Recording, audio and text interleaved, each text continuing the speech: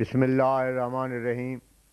ملفوظات حضرت اقدس مسیح موعود علیہ الصلوۃ والسلام، 2 اکتوبر 1907، بوقت سیر، بمقام قادیان دارالامان۔ ہماری جماعت کے ایک شخص نے کسی غیر احمدی کا سوال حضرت مسیح موعود کی خدمت میں پیش کیا کہ آپ نے اپنی تصانیف میں لکھا ہے کہ جھوٹا سچے کی زندگی میں ہی ہلاک ہو جاتا ہے۔ یہ درست نہیں، کیونکہ مسیلمہ کذاب آن حضرت صلی اللہ علیہ وسلم کے بعد فوت ہوا تھا۔ حضرت اقدس نے فرمایا، یہ کہاں لکھا ہے کہ جھوٹا سچے کی زندگی میں مر جاتا ہے؟ ہم نے تو اپنی تصانیف میں ایسا نہیں لکھا۔ لاؤ پیش کرو، وہ کون سی کتاب ہے جس میں ہم نے ایسا لکھا ہے؟ ہم نے تو یہ لکھا ہوا ہے کہ مبالغہ کرنے والوں میں سے جو جھوٹا ہو وہ سچے کی زندگی میں ہلاک ہو جاتا ہے۔ مسیلمہ کذاب نے تو مبالغہ کیا ہی نہیں تھا۔ حضرت صلی اللہ علیہ وسلم نے اتنا فرمایا تھا کہ اگر تو میرے بعد زندہ بھی رہا تو ہلاک کیا جائے گا۔ سو ویسے ہی ظہور میں آیا۔ مسیلمہ کذاب تھوڑے ہی عرصے بعد قتل کیا گیا اور پیشگوئی پوری ہوئی۔ یہ بات کہ جھوٹا سچے کی زندگی میں مر جاتا ہے، یہ بالکل غلط ہے۔ کیا حضرت صلی اللہ علیہ وسلم کے سب اعداء ان کی زندگی میں ہی ہلاک ہو گئے تھے؟ بلکہ ہزاروں اعداء آپ کی وفات کے بعد زندہ رہے تھے۔ ہاں، جھوٹا مبالغہ کرنے والا سچے کی زندگی میں ہی ہلاک ہوا کرتا ہے۔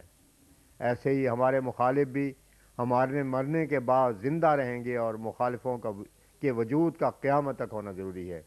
جیسے وہ جائل الذین اتبعوا کا فوق الذین کفروا الی یوم القیامت سے ظاہر ہے۔ آل عمران آیت 56۔ ہم تو ایسی باتیں سن سن کر حیران ہوتے ہیں۔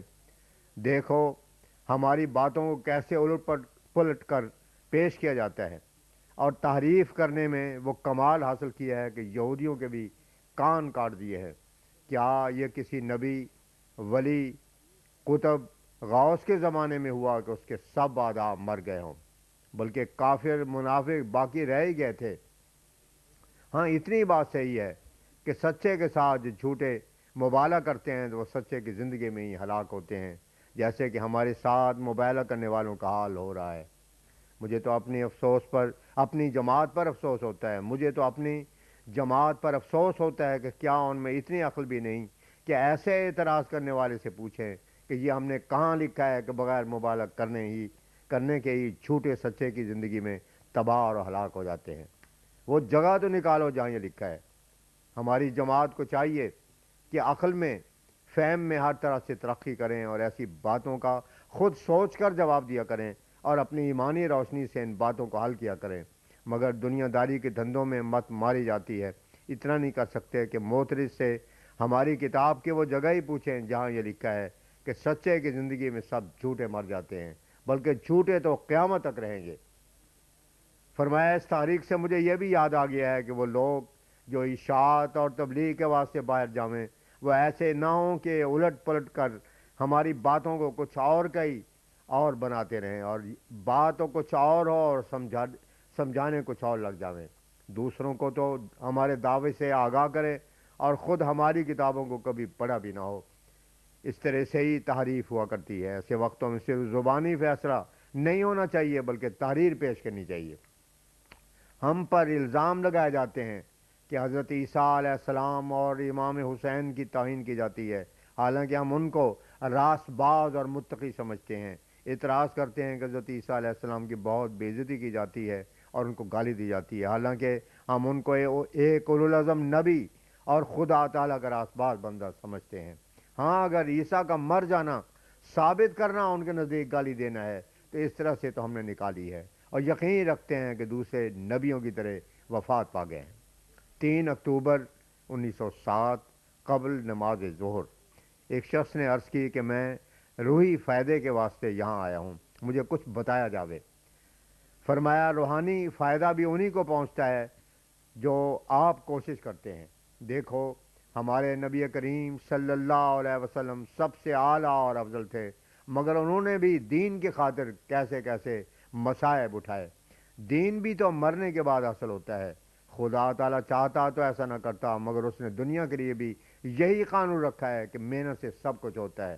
اگر خدا تعالیٰ کا فضل بھی ہو اور محنت بھی ہو تو انسان منزل مقصود تک پہنچ جاتا ہے۔ دنیا کے کاموں کے لیے انسان کیسے کیسے دکھ اٹھاتا اور کیسی کیسی تکلیفیں برداشت کرتا ہے، اور تب جا کر کچھ حاصل ہوتا ہے، تو کیا دین کے لیے بھی دین کے لیے کچھ بھی محنت اور سعی نہیں کرنی چاہیے؟ اگر تھوڑا سا مقدمہ آ جاوے تو پھر انسان اس کے واسطے کہاں کہاں سے سفارشیں لاتا ہے، اور کس قدر خرچ کرتا ہے اور کتنی کوشش کرتا ہے، اور اگر باوجود اتنی کوشش کے وہ مقدمہ خارج ہو جاتا ہے تو پھر اپیل کراتا ہے، بلکہ اگر وہ بھی خارج ہو جاتی ہے تو پھر کیسی کیسی مصیبتیں برداشت کر کے اپیل در اپیل کرتا اور کیا کیا کر گزرتا ہے۔ تو کیا دین کو ایسا سمجھنا چاہیے کہ وہ محض پھونک مارنے اور کسی ورد وظیفہ کے کرنے سے حاصل ہو جائے گا، اور یوں ہی آرام طلبی سے گزارنے پر اس میں کامیابی حاصل ہو جائے گی؟ خدا تعالیٰ تو فرماتا ہے حاسب الناس ان یترکوا ان یقولوا آمنا وہم لا یفتنون، العنکبوت آیت 3۔ کیا یہ لوگ خیال کرتے ہیں کہ صرف زبانی خیل و خال پر ہی ان کو چھوڑ دیا جائے گا، اور صرف اتنا کہنے سے ہی کہ ہم ایمان لے آئے دیندار سمجھے جائیں گے اور ان کا امتحان نہ ہوگا؟ بلکہ امتحان اور آزمائش کا ہونا نہایت ضروری ہے۔ سب انبیاء کا اس پر اتفاق ہے کہ ترقی مدارس کے لیے آزمائش ضروری ہے، اور جب تک کوئی شخص آزمائش اور امتحان کے منازل طے نہیں کرتا دیندار نہیں بن سکتا۔ یہ قاعدے کی بات ہے کہ دکھ کے بعد ہی ہمیشہ راحت ہوا کرتی ہے۔ یاد رکھو، جو شخص خدا تعالیٰ کی راہ میں دکھ اور مصیبت برداشت کرنے کے لیے تیار نہیں، وہ کاٹا جائے گا۔ ترقی ہمیشہ مصائب اور تکالیف کے بعد ہوتی ہے، اور ایمانی حالت کا پتہ اسی وقت لگتا ہے جب تکالیف اور مصائب آویں۔ روحانی فوائد حاصل کرنے کے لیے پہلے اپنے آپ کو دکھ اور تکالیف اٹھانے کے لیے تیار کر لینا چاہیے۔ اس کا اول سرکشی و خونی بود تا گریزت ہر کے بیرونی بود۔ بعض لوگ آتے ہیں اور کہہ دیتے ہیں کہ ہمیں پھونک مارو کہ اولیاء اللہ بن جاویں اور ہمارا سینہ صاف ہو جاوے اور روحانی معراج پر پہنچ جاویں اور ہمارے قلب میں پاکیزگی پیدا ہو جاوے۔ ان کو یاد رکھنا چاہیے کہ سب کچھ دکھوں اور تکالیف کے بعد مل جاتا ہے، اور ضرور مل جاتا ہے۔ مومن کو اللہ تعالیٰ ضائع نہیں کرتا۔ جب انسان دنیا کے لیے طرح طرح کی تکالیف برداشت کر لیتا ہے، ایک کسان کو ہی دیکھو کہ پہر رات کے قریب اٹھتا ہے، ہل جوتتا ہے اور کتنی تکالیف اٹھاتا اور محنت کرتا ہے، نہ رات کو آرام کرتا ہے نہ دن کو، بلکہ جب بہت سی مشکل کے بعد فصل پک بھی جاتی ہے اس وقت بھی اس کے حاصل کرنے کے لیے کیا کیا مصائب اٹھاتا ہے، اور اپنے اہل و عیال و اطفال سے علیحدگی اختیار کر کے اسے کاٹتا اور اس کو حاصل کرنے کے لیے کیسے کیسے دکھ اٹھاتا ہے، اور اس دنیا کے لیے جو آج ہے اور کل فنا ہو جائے گی مارا مارا پھرتا ہے، اور مصیبت پر مصیبت اور دکھ پر دکھ اٹھاتا ہے۔ تو کیا پھر دین ہی ایسی چیز ہے جو محض پھونک مارنے سے حاصل ہو جاتا ہے، اور اس میں کسی امتحان، آزمائش اور محنت کی ضرورت نہیں؟ دین کے لیے ایسی توقع کرنا اور اس کو ایک حلوہ بے دودھ کی طرح سمجھنا کسی طرح بھی ٹھیک نہیں۔ صحابہ رضی اللہ عنہم کے زمانے پر غور کرو کہ انہوں نے دین کی خاطر کیسے کیسے مصائب اٹھائے اور کن کن دکھوں میں وہ مبتلا ہوئے۔ نہ دن کو آرام کیا اور نہ رات کو، خدا تعالیٰ کی راہ میں ہر ایک مصیبت کو قبول کیا اور جان تک قربان کر دی اور دین کی خاطر سر کٹوا دیے۔ مجھے اس وقت یاد آ گیا ہے کہ ایک دفعہ حضرت صلی اللہ علیہ وسلم ایک دشمن کے مقابلے پر ایسے موقع پر نکلے کہ دوپہر کا وقت اور گرمی کا موسم تھا، سخت گرمی اور تپش تھی، لو چلتی اور تیز دھوپ پڑتی تھی۔ چلتے چلتے ایک نہایت خوشگوار اور سرسبز و شاداب چشمے پر پہنچے۔ ایک صحابی نے ایسی خوشگوار سرسبز اور ہری بھری جگہ دیکھ کر حضرت صلی اللہ علیہ وسلم کی خدمت میں عرض کی کہ مجھے اجازت دی جاوے کہ اس جگہ پر عبادت کروں۔ حضرت صلی اللہ علیہ وسلم نے جواب دیا، توبہ کرو، کیا تو نہیں جانتا کہ یہ سب مصیبت ہم خدا تعالیٰ کی خاطر برداشت کر رہے ہیں؟ ایسی خوشکن جگہ پر آرام کر کے عبادت کرنے کا تو کوئی فائدہ نہیں، وہ تو بندگی ہی نہیں جو دکھ درد کے ساتھ نہیں۔ ہندوؤں کے گروؤں کی طرح کسی تالاب یا عمدہ ہاؤس کے کنارے پر بیٹھ کر بارام زندگی بسر کرنا اور سرسبز ہری بھری جگہ پر لیٹ کر خدا تعالیٰ کی یاد کرنے سے کچھ نہیں بنتا۔ چاہیے کہ ابتلاؤں اور امتحانوں میں ثابت قدم رہو، اور خدا تعالیٰ کے لیے جان دینے میں بھی فرق نہ رکھو، اور اس کی راہ میں قربان ہونے کے لیے ہر وقت تیار رہو۔ جب انسان اپنے دل میں فیصلہ کر لیتا ہے اور دکھ کے لیے تیار رہتا ہے، تب پھر خدا بھی ملتا ہے اور روحانی فائدہ بھی ملتا ہے۔